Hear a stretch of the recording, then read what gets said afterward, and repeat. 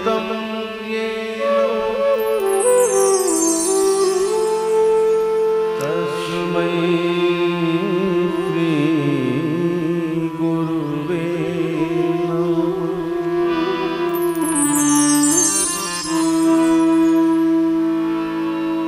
बंसी विभूषित करा नवनील दाहा,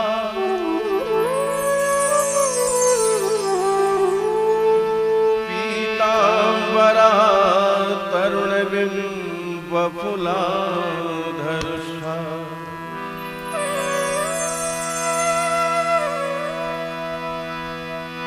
पूर्णेन्द्र सुंदर मुखा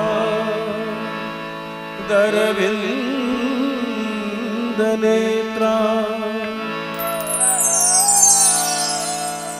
कृष्णात् परं किमपि तत्त्वमहं न जाने।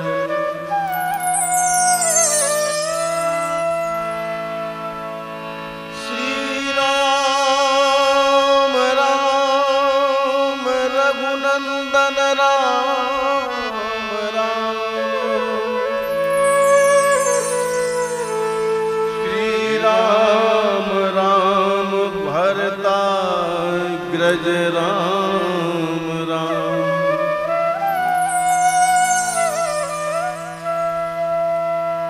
श्रीराम राम रणकर कस राम राम,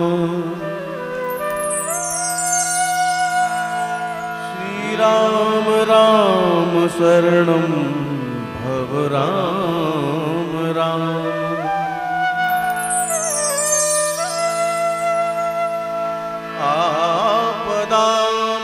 आपदामपहर्तारं दातारं सर्वसम्पदां, लोकाभिरामं श्रीरामं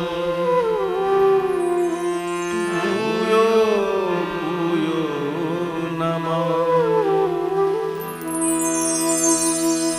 कृष्णाय वासुदेवाय देवकीनन्दनाय नन्दगोपकुमाराय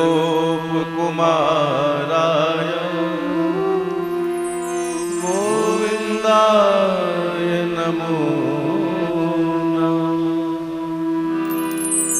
बोलिए वृंदावन बिहारी लाल की जय। भागवत महापुराण की जय। जय जय श्री राम।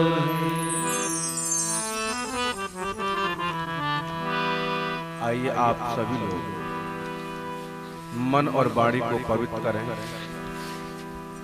श्रीमद् भागवत कथा का आज पंचम दिवस शुभारंभ होने जा रहा है। समस्त ग्रामवासियों से निवेदन, आप इस पवित्र मंडप में आकर के अपना स्थान ग्रहण करें और श्रीमद् भागवत कथा का जो आनंद वर्ष रहा है आपके गांव में, उसका आप सभी लोग मिलकर के आनंद लें, हमारा आपसे निवेदन। तो आइए श्रीमद् भागवत कथा शुभारंभ करें। उससे पूर्व मन और वाणी को सभी लोग पवित्र करेंगे भगवान नाम संकीर्तन से। तत्पश्चात श्रीमद् भागवत भक्ति सत्संग में आप प्रवेश करें हमारे साथ। जो भी श्रद्धालु आते जा रहे हैं, आप अपना स्थान ग्रहण करते जाइए। धन्यवाद।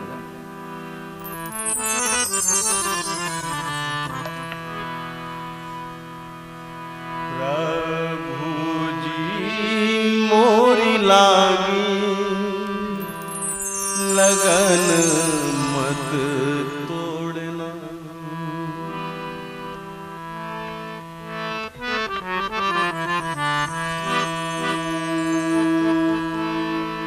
हरि जी मोरी लागी लगन मत तोड़ना।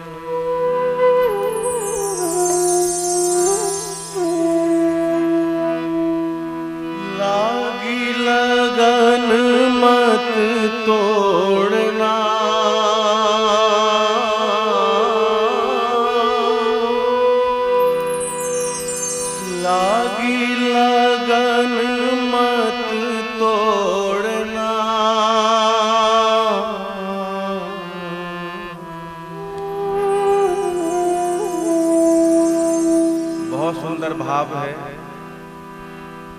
प्रभु जी मोरी लागी लगन मत तोड़ना। हमारी जो आपसे लगन लगी है हे बिहारी जी, ये कभी न टूटे। बहुत ही समर्पण भाव है, आप सभी मिलकर के भाव से गाएंगे। प्रभु जी मोरी लागी लगन मत तोड़ना।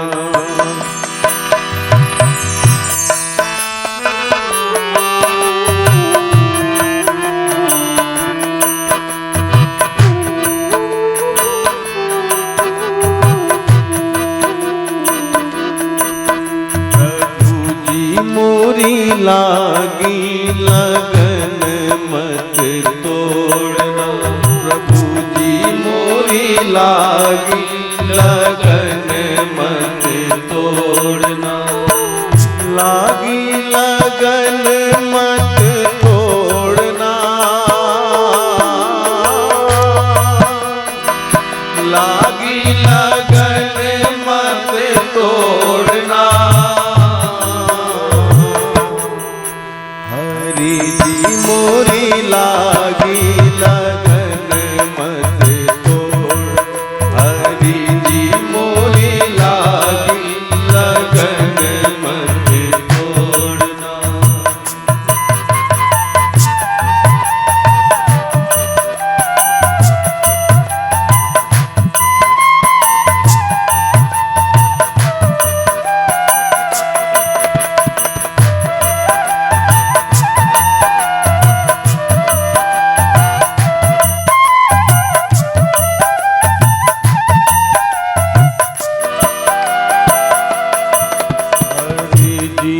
मोरी लागी लगन मत तोड़ना।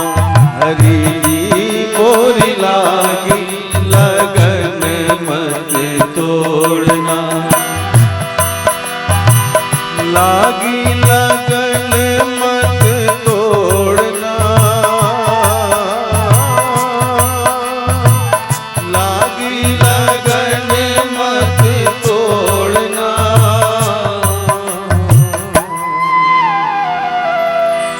कन्हैया मोरी लागी लगन मत तोड़ना। कन्हैया मोरी लागी लगन मत तोड़ना।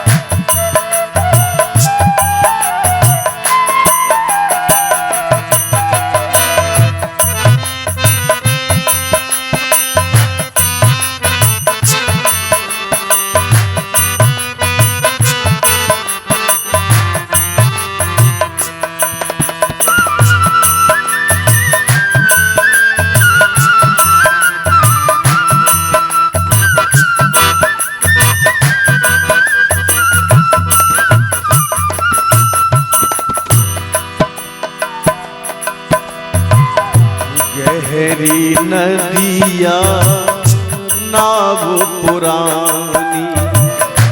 गहरी नदिया नाव पुरानी। गहरी नदिया है, नाव बहुत पुरानी है, कैसे पार होगी हे ठाकुर। गहरी नदिया नाव पुरानी। गहरी नदिया नाव पुरानी। गहरी नदिया नाव पुरानी। गहरी नदिया नाव पुरानी। गहरी नदिया नाव पुरानी। गहरी नदिया नाव पुरानी। बीच भंवर मत छोड़ना।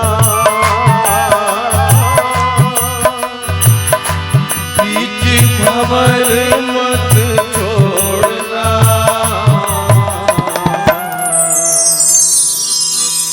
कन्हैया मोरी लागी लगन मत छोड़ना, कन्हैया मोरी लागी लगन मत छोड़ना।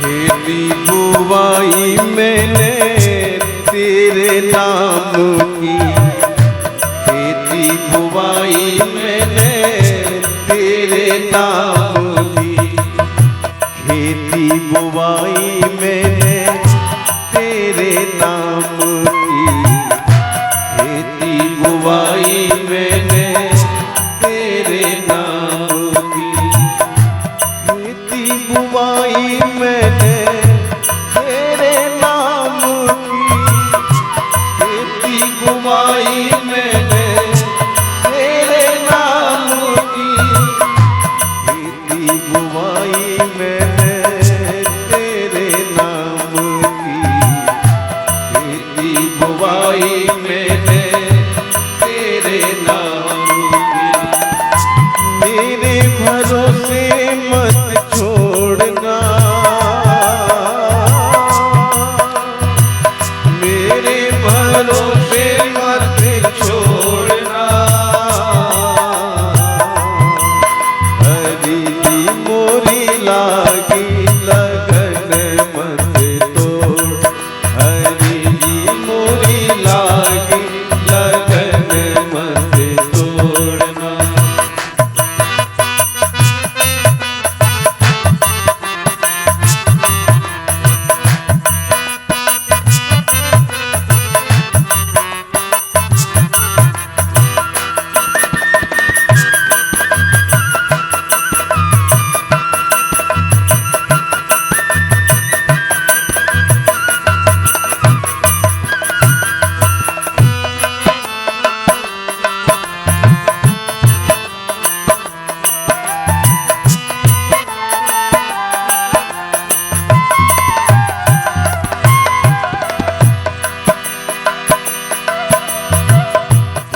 मेरा सेठ है, तू ही साहूकार है, तू ही मेरा सेठ है, तू ही साहूकार है, तू ही मेरा सेठ है, तू ही साहूकार है, तू ही मेरा सेठ है, तू ही साहूकार है, तू ही मेरा सेठ है, तू ही साहूकार है, तू ही मेरा सेठ है, तू ही साहूकार है, तू ही मेरा सेठ है, तू ही साहूकार है, तू ही मेरा सेठ है, तू ही साहूकार है, तू ही मेरा सेठ है, तू ही साहूकार है, मेरा सेठ है, तू ही साहूकार है। ब्याज पे ब्याज मत जोड़ना, ब्याज पे ब्याज मत जोड़ना, कन्हैया मोरी लागी लगन मत छोड़, कन्हैया मोरी लागी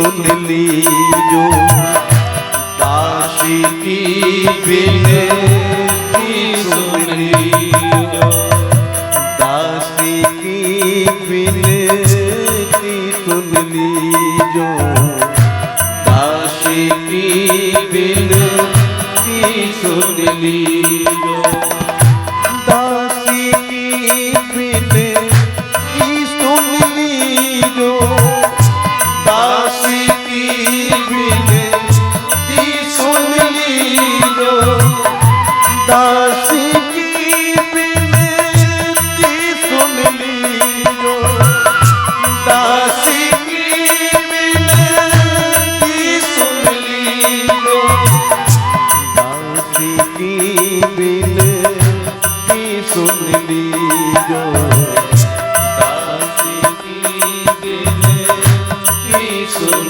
लीजो, हाथ पकड़ मत छोड़ना,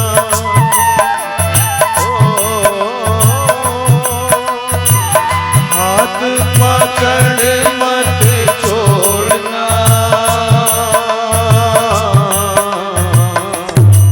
कन्हैया मोरी लागी लगन मत तोड़, कन्हैया मोरी लागी लगन मत,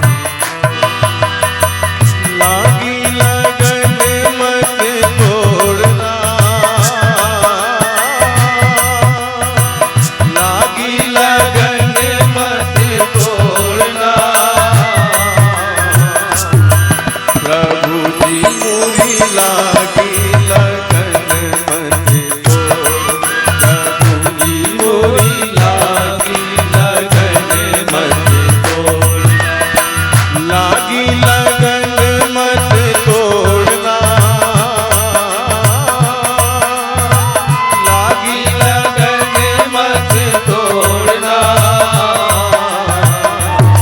कन्हैया मोरी लागी लगन मत तोड़, कन्हैया मोरी लागी लगन मत तोड़, कन्हैया मोरी लागी लगन मत तोड़ना, लागी लगन मत तोड़ना, लागी लगन मत तोड़ना, कन्हैया मोरी लागी लगन मत तोड़, कन्हैया मोरी लागी लगन मत तोड़, कि लगन तुमसे लगा बैठे, हाँ जी लगन तुमसे लगा बैठे, हाँ जी लगन तुमसे लगा बैठे, जो होगा देखा जाएगा, लगन तुमसे लगा बैठे, जो होगा देखा जाएगा, तेरी गलियों में आ बैठे, जो होगा देखा जाएगा, तेरी गलियों में आ बैठे,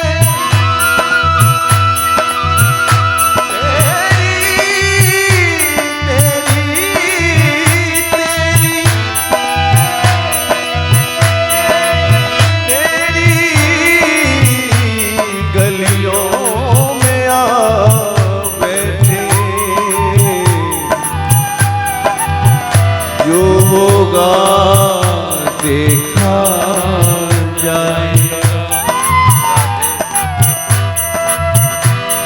कि जो बिगड़ी को बनाते हैं उसे हम भगवान कहते हैं।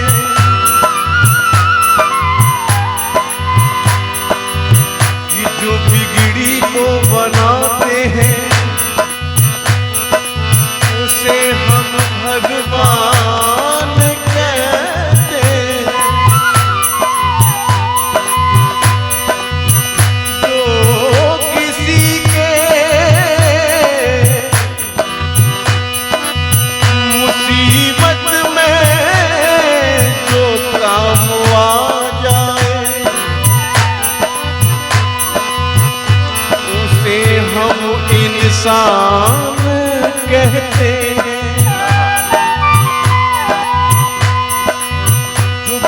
को बनाते हैं उसे हम भगवान कहते हैं, और जो मुसीबत में किसी के काम आ जाए उसे हम इंसान।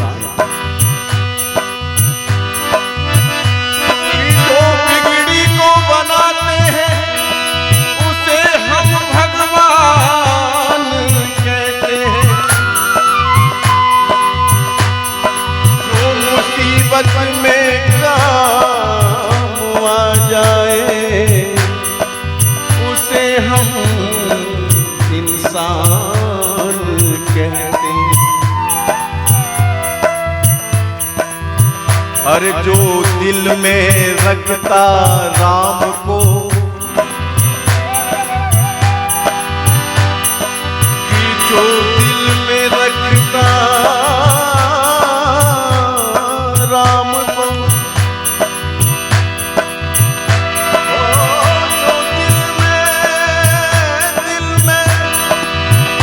दिल में रखता राम को, उसे हम हनुमान कहते हैं।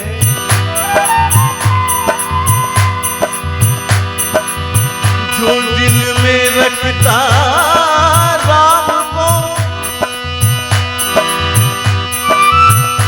उसे हम हनुमान कहते हैं। जो निभाया वचन पिता का,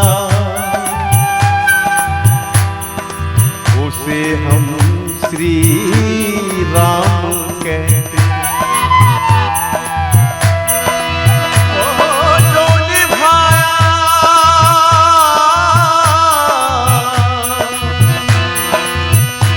जो निभाया वचन पिता का,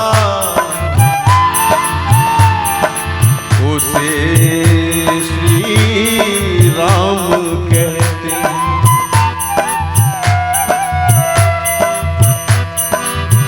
जो दर्द को पैदा कर दे उसे हम तान कहते हैं। जो दर्द को पैदा कर दे उसे हम तान कहते हैं। और जो रिझाता है प्रभु को, उसे हम गान कहते हैं। जो रिझाता है प्रभु को,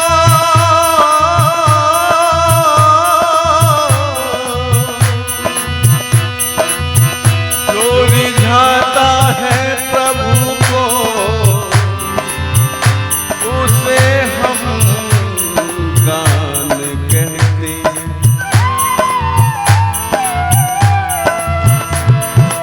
और जो दिया उपदेश गीता में,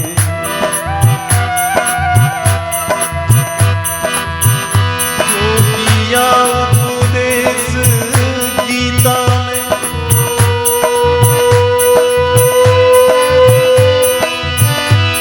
जो दिया उपदेश गीता में, गीता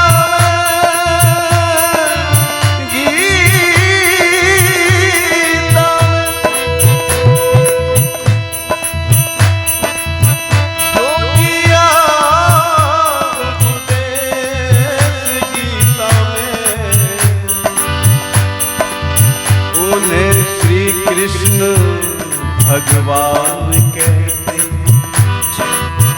बोलिए कृष्ण कन्हैया लाल की जय। जो दिया उपदेश गीता में, उन्हें श्री कृष्ण भगवान कहते हैं।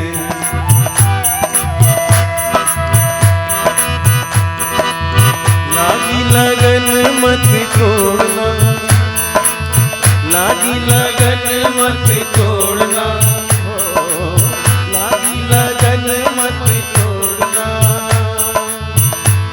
प्रभु जी मोरी लागी लगन मत तोड़ना।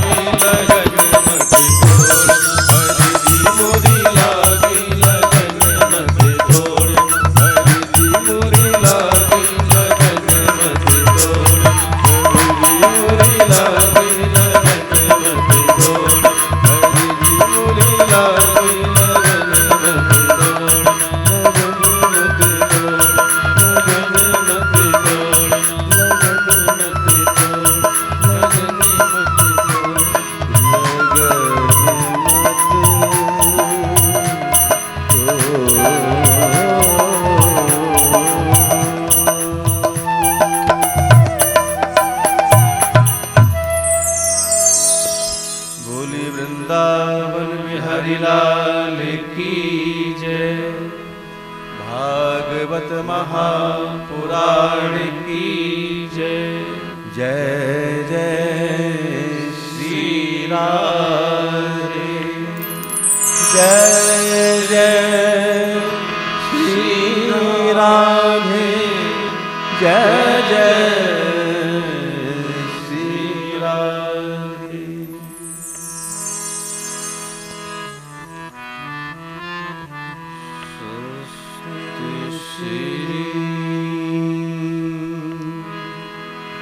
श्री गणेशा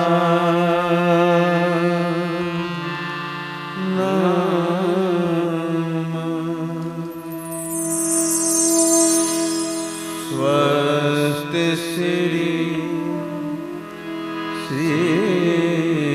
सरस्वत्यै नमः।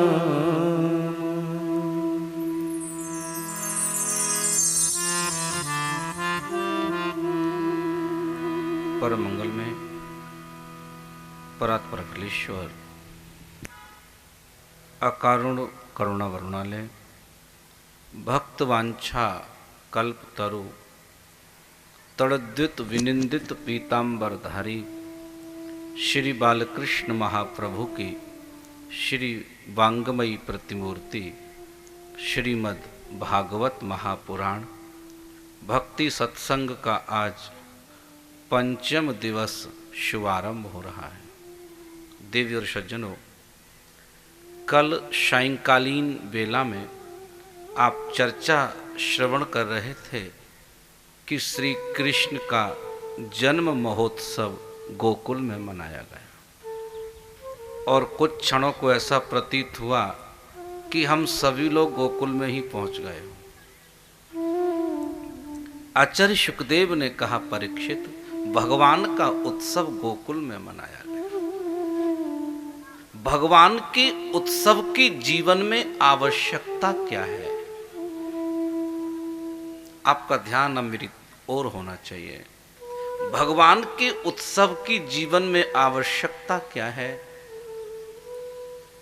स्वामी डोंगरे जी महाराज ने कहा कि जैसे एक ज्ञानी को ब्रह्म की प्राप्ति में आनंद आता है, जैसे एक ज्ञानी को ब्रह्म की प्राप्ति में आनंद आता है, ऐसे ही भक्त को भगवान के उत्सव मनाने में आनंद आता है। उत्सव शब्द का अर्थ ही है हिंदी में उत माने समीप और बाश माने रहना। ईश्वर के समीप जब हम पहुंच जाएं तो उसका अर्थ है उत्सव। जगत का विस्मरण और ईश्वर का स्मरण ही उत्सव है।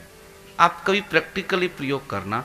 आप लोग जब उत्सव में हो, आनंद में हो, कथा में हो, तो सत्संग के प्रभाव से आपका जो चिंता है ना, वो मुक्त हो जाता है। हमें क्या करना है कल, क्या नहीं करना, इससे आप कोई इत्तेफाक नहीं रखेंगे। क्यों? कि तुम्हारा मन अब संसार में है ही नहीं, तुम्हारा मन तो गोविंद के चरणों में है। प्यार से बोलो। कई लोग कहते महाराज हम नीचे नहीं बैठ पाते, बड़ा दर्द होता है। कई लोग हमसे कहते हैं महाराज, लेकिन 2 दिन होता है, जब 7 दिन सुनोगे तो 5 दिन नहीं होगा।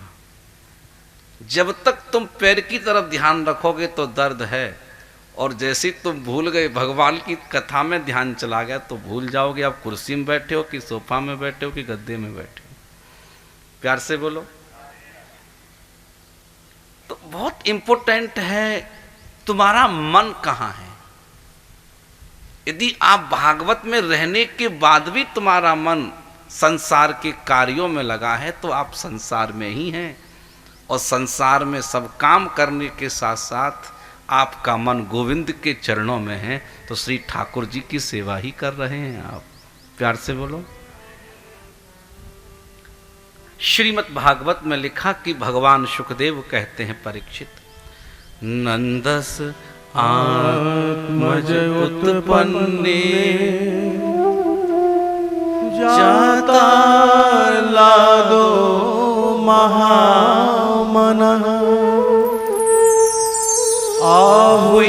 विप्रान वेद ज्ञान स्नाता शुचिरलंकृत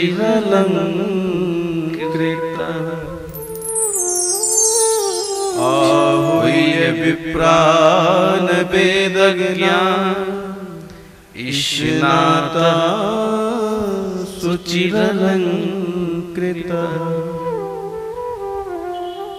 नंदस आत्मज। आत्मज शब्द का अर्थ है पुत्र। यशोदा के घर में क्या हुआ? नंद के घर में क्या हुआ? पुत्र। नंदस आत्मज। देखिएगा, पुत्र को आत्मज क्यों कहा जाता है? हमारे यहाँ उपनिषदों में लिखा है कि आत्मा वै जायते पुत्रः। आत्मा वै जायते पुत्रः। पति पत्नी की जो आत्मा होती है वही पुत्र के रूप में जन्म लेकर के आती है। इसलिए आप अपने बच्चों को अपने से ज़्यादा प्यार करते हो, उनका ख्याल रखते हो, उनको प्रॉब्लम होती है। इतना हमको क्यों पूछा जा रहा है, क्यों कहा जा रहा है?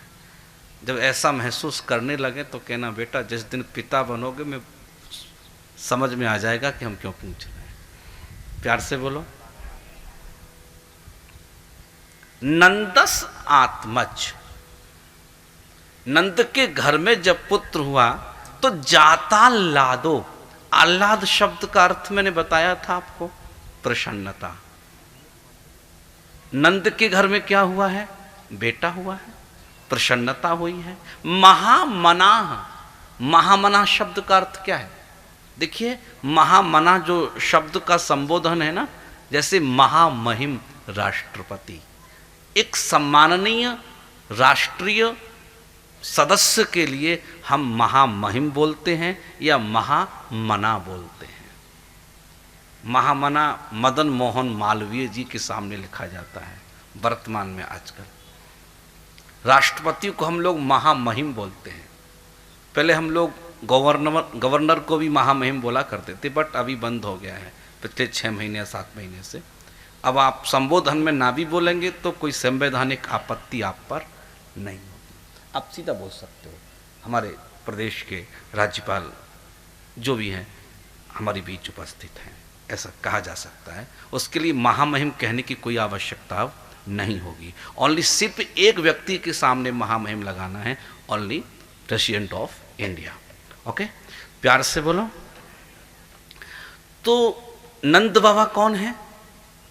व्रज के सम्मानित नागरिक सदस्य हैं, इसलिए उनके लिए क्या प्रयोग किया गया? महामना।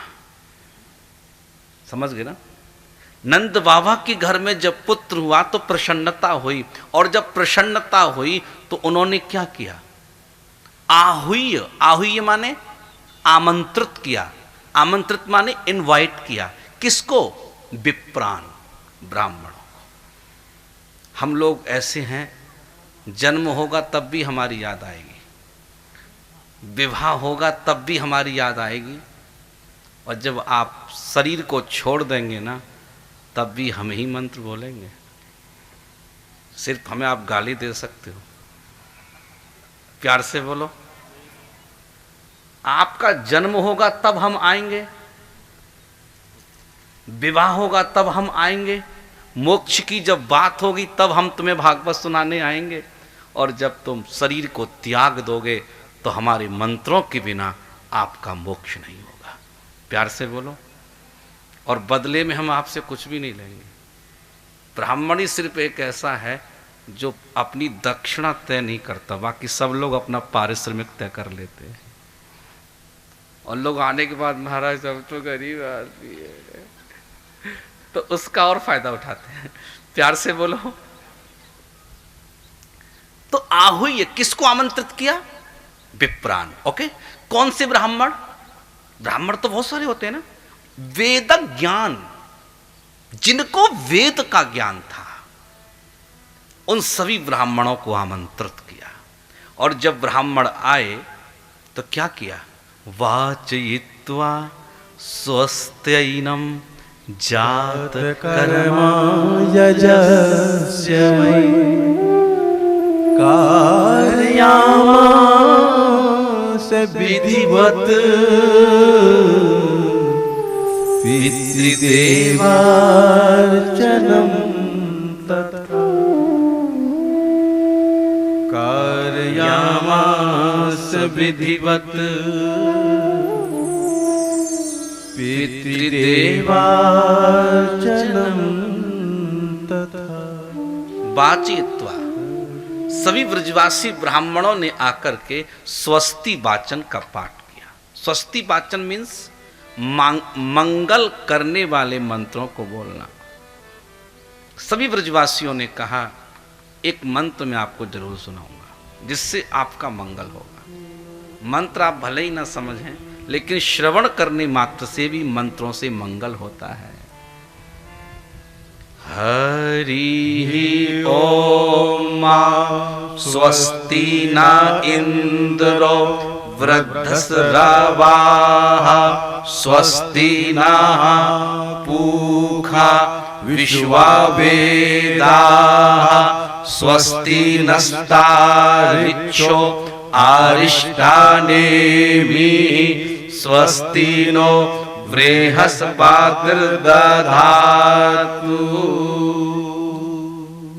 सभी ब्रजवासी ब्राह्मणों ने मंत्रोच्चार किया। और आप जानते हैं जब मंत्रोच्चार हम लोग करते हैं तो आप लोग कुछ देते हैं।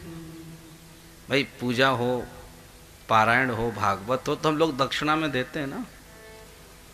नंद बाबा ने दक्षिणा में क्या दिया? धेनु नाम नियुते प्रादात विप्रेभ्यः समलंकृते। क्या दान किया? धेनु नाम। धेनु शब्द का अर्थ है गायों को दान किया। कैसे गायों को दान किया? समलंकृते, अलंकारों से विभूषित खुरों को और सींग को सोने से मंडित करके दान दिया। और कैसी गायों का दान दिया? सवत्साह, जो बछड़े के सहित दुधारू गायें थी। हम लोग क्या दान देते हैं? जो हमारे काम ना आए उसे महाराज को दे दो। जो हमारे काम नहीं आवे ना, आप दुकान में जाइएगा कभी और आप कहिएगा भैया सत्यनारायण की कथा करा रहा हूँ, तो दुकान, अच्छा पूजा वाला कपड़ा चाहिए आपको, अच्छा पूजा वाला चावल चाहिए आपको, तो सबसे सस्ता और सबसे बेकार आपको वो दे देगा। प्यार से बोलो। मैं लोगों से कहता हूँ भैया तो महाराज को 5 कपड़े क्यों देते हो? एक कपड़ा दो ना, 5 कपड़े मत दो। कम से कम एक नैपकिन दो जो काम तो आए। अब तुमने 5 दिए और 5 ही काम नहीं आए तो फायदा सिर्फ देने वाले बेचने वाले का हुआ, हमारा तो हुआ नहीं। तो उसका फायदा मत करो दादा। दान तभी फायदेमंद है, दान तभी आपका लाभ देगा जब सामने वाला उसका उपयोग करेगा। इसलिए मैं कहता हूँ मुझसे जो कथा कराते हैं, भैया कपड़ा मत लाना मेरे को, कि जो आप दोगे मैं पहनूंगा नहीं और जो पहनता हूँ वो आप दोगे नहीं, तो आप अपना पैसा खराब मत करिए। प्यार से बोलो, प्यार से बोलिए। तो दान हमें क्या करना है? जो सामने वाले के उपयोग आए वो हमें दान करना है। तो नंद बाबा ने क्या दान किया? धेनु। और से कितनी गायों का दान किया? न्यूते। न्यूते संस्कृत का एक संख्या है। न्यूते शब्द का अर्थ है 2 लाख काव, द डोनेट। 2 लाख काव मतलब 2 लाख गायों का दान नंद बाबा ने ब्रजवासी ब्राह्मणों को किया। और तिलों का दान किया। तिल का जो दान करता है, तिल संख्या पर्यंत वो वैकुंठ में निवास करता है। कभी सौभाग्य आपको मिल जाए, कहीं यज्ञ अनुष्ठान हो रहा हो और कोई आपके तिल को स्वीकार करता हो तो बिल्कुल दे दीजिए। प्यार से बोलो। श्रीमद् भागवत में लिखा, जब यशोदा के घर में बेटा हुआ, लाला हुआ, तो गोप्यश्चाकर्ण्य मुदिता यशोदा यह सुतोद्भवा। सारी गोपियों ने अपने कानों से सुना। क्या सुना? यशोदा या सुतोद्भवा, यशोदा के घर में पुत्र हुआ। तो गोपियों को कैसा लगा? मुदितः अर्थात प्रसन्नता होने लगी। मुदिता मीन्स प्रसन्नार्थम, मुदति ही मुदतः मुदन्ति, मुदसी मुदथा मुदत, मुदामी मुदावह मुदामः। लट लकार परस्मैपदी तित प्रत्यय मुदितः। अच्छा, इनको लगा कि जब यशोदा के घर में बेटा हुआ है तो हम सबको तो जाना पड़ेगा। भाई कोई सामान्य व्यक्ति तो वो है नहीं, राजा है। अब राजा है तो बिना बुलाए भी कई बार जाना पड़ जाता है। आज सारी गोपियों ने कहा हमें अब जाना है। और महिलाएं जब जाती हैं तो थोड़ा किसी फंक्शन में जाएं तो थोड़ा आप जानते ही हो, मैं बताऊंगा थोड़े, प्यार से बोलो। तो ब्रजांगनाओं ने, ब्रज की गोपियों ने सुंदर आभूषणों को धारण किया।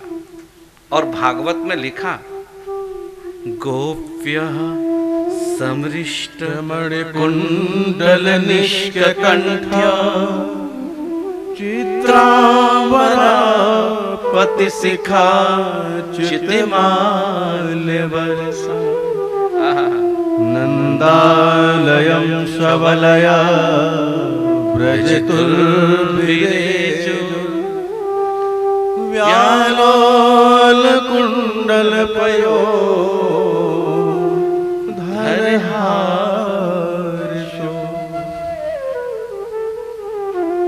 व्यालोल कुंडल पयो धरहार्षो। ब्रज की गोपियों ने क्या आभूषण धारण किया? गोप्या समृष्ट मणिकुंडल निष्क कंठ्य। सारी गोपियों ने सुंदर गले में मणियों के आभूषणों को धारण किया। चित्रांबर, चित्रांबरा माने अंबर माने आकाश, तो आपने कई बार सुना होगा, लेकिन अंबर माने वस्त्र भी होता है। चित्रांबरा, गोपियों ने कैसे वस्त्रों को पहना? चित्रित साड़ी को पहना। चित्रित माने डेकोरेट साड़ी को पहना, सिंपल साड़ी नहीं। और सारी गोपियों ने अपने चोटियों में सुंदर पुष्प लगाए। और पुष्प जब लगाए, चोटी में जो लगाते हैं, क्या बोलते हैं उसको, है करेक्ट, गजरा। उन्होंने जब गजरा लगाया ना, हमारे छत्तीसगढ़ की माताएं गजरा नहीं लगाती। आप कभी महाराष्ट्र जाएं, तमिल जाएं, आंध्रा, कर्नाटका, केरला, तो वहां हर महिला आपको गजरा लगाती मिलेगी, चाहे भले ही चेहरा उल्टे तवा जैसा क्यों ना हो। पता नहीं, प्यार से बोलो। मैं साउथ में बहुत दिनों तक रहा, साउथ जी, बहुत दिन रहा। काटपाड़ी रहा, चेन्नई रहा, वेलूर रहा, तिरुवनंतपुरम रहा। तो मैंने वहाँ महिलाओं को देखा, सभी लोग लगाते थे। तो मैंने पूछा एक लेडी से चलते फिरते, तो मैंने पूछा आप लोग गजरा लगाते हैं? बोले हाँ। तो मैंने क्यों लगाते हैं? बोले इसलिए लगाते हैं कि एक्चुअल हम लोग काले हैं, तो देखने वाला सिर्फ गजरा को देखे। उसका माइंड डाइवर्ट करने के लिए हम लोग इधर रखते हैं उसको। प्यार से बोलो। तो बड़े मजेदार लोग हैं भाई, प्यार से बोलो। तो व्रज की जो गोपियां थी, उन्होंने भी अपनी चोटी में सुंदर गजरा लगाया। लेकिन इंटरेस्टिंग बात क्या है इसमें? पति शिखा च्युत माल्य वर्षा। मैं आपको एग्जैक्ट अर्थ बता रहा हूं संस्कृत का।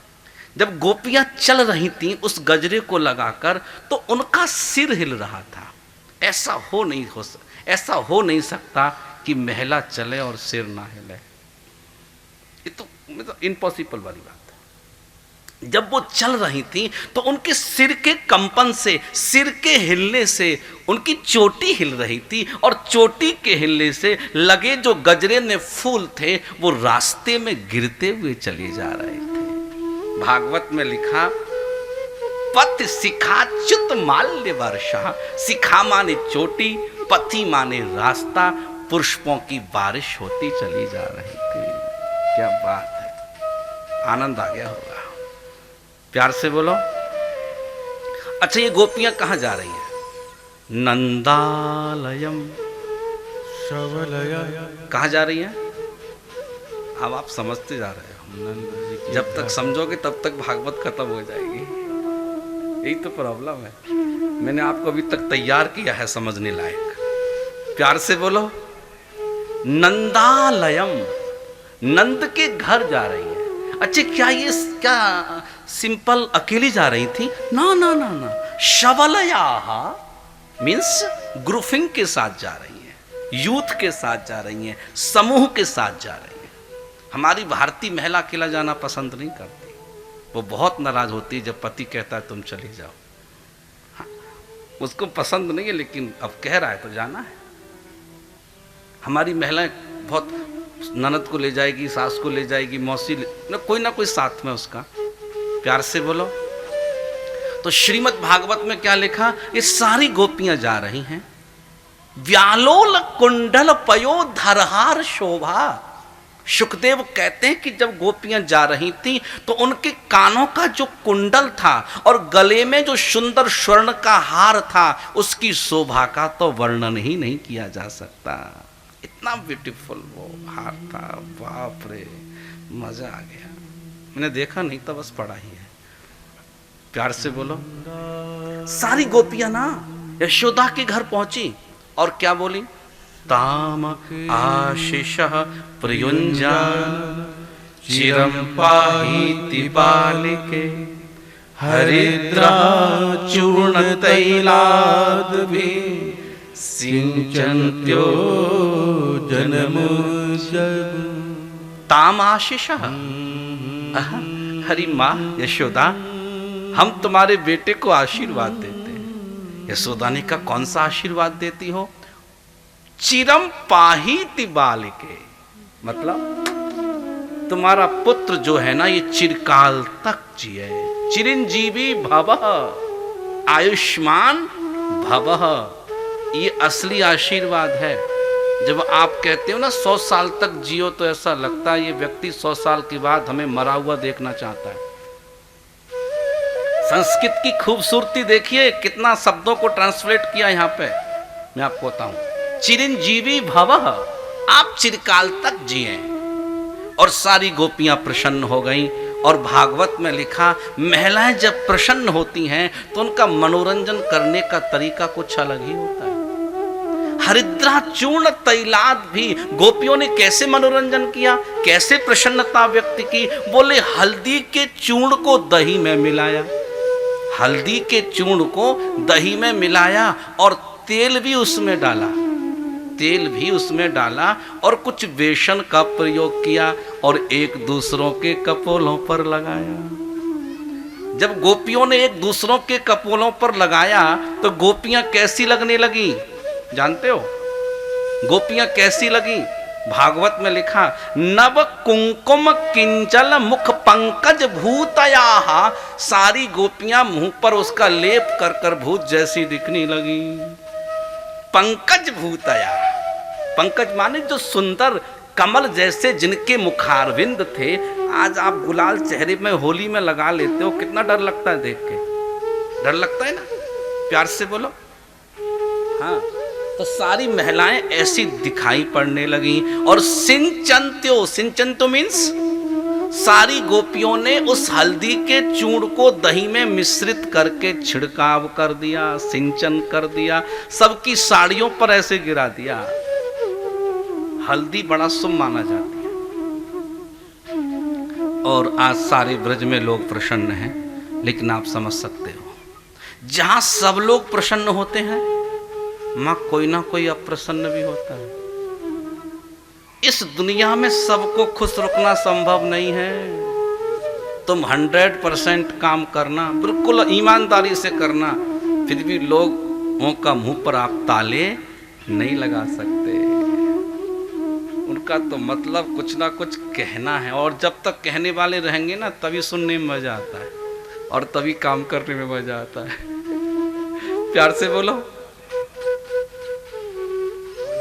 ब्रज में सारे लोग प्रसन्न हैं, तो ब्रज में अप्रसन्न कौन है? ब्रज में अप्रसन्न कौन है? मैं आपका ध्यान आकर्षित करना चाहता हूं, टेंशन प्लीज ऑल ऑडियंस। वहां अप्रसन्न कौन है? अप्रसन्न है महाराज कंस। क्यों? कि कंस को मृत्यु का समाचार प्राप्त हो चुका है, और किसी को मृत्यु का समाचार प्राप्त हो जाए तो स्वाभाविक है कि तनाव तो होगा, टेंशन तो होगा। और आज कंस ने तत्क्षण आपातकालीन बैठक को बुलाया, अपनी विधानसभा सत्र को आमंत्रित कर दिया, विशेष सत्र, विशेष सत्र को आमंत्रित किया। और हमारे यहाँ संविधान में आज भी रूल है, सरकार चाहे तो विशेष सत्र को आमंत्रित कर सकती है, लोकसभा को भी आमंत्रित किया जा सकता है, राज्यसभा को भी आमंत्रित किया जा सकता है, विधानसभा को भी आमंत्रित कर सकते हैं, विधान परिषद को भी आमंत्रित कर सकते हैं। और श्रीमद् भागवत में लिखा कि जब सत्र आयोजित किया और सभी सदस्य एकत्रित हो गए, और चर्चा का विषय क्या था, प्रस्ताव क्या था? प्रस्ताव था कि कृष्ण रूपी काल को कैसे मारा जाए। This is a important question था, ये कृष्ण रूपी काल को कैसे मारा जाए, इस पर सबको अपना प्रस्ताव रखना था, आपको बताना है कि कैसे मारना है। अब सभी ने अपना अपना मंतव्य प्रस्तुत किया, कैसे किया जाए, वैसे किया जाए, लेकिन अंततः निर्णय नहीं हुआ। जब कोई निष्कर्ष ही ना निकला तो सबसे अंतिम समय पूतना नाम की राक्षसी आ गई। पूतना ने कहा, राजन, यदि कृष्ण को मैं मार दूं तो चलेगा। देवी, तुम कैसे मारोगी? बोले, ब्रज में 10 दिन के अंदर जितने बच्चों ने जन्म लिया है ना राजन, मैं सबको मार दूंगी, जिसमें तुम्हारा काल भी मारा जाएगा। लेकिन देवी, तुम तो राक्षसी हो, 5-5 इंची दांत बाहर को निकल रहे हैं, नाक पकौड़ा सा, होठ का चौड़ा सा, मुंह आलू के समोसा सा, तुम्हें घर में घुसने कौन देगा दादा? वे घर में घुसने कौन देगा? अरे पूतना बोली, साहब ये दांत का नाक का टेंशन मत लो, ब्यूटी पार्लर में क्यूटी होके जाऊंगी ना। फुग्गा भी समर्थन कर रहा है, प्यार से बोलो, मैं ब्यूटी पार्लर में क्यूटी होके जाऊंगी, कोई जान ही नहीं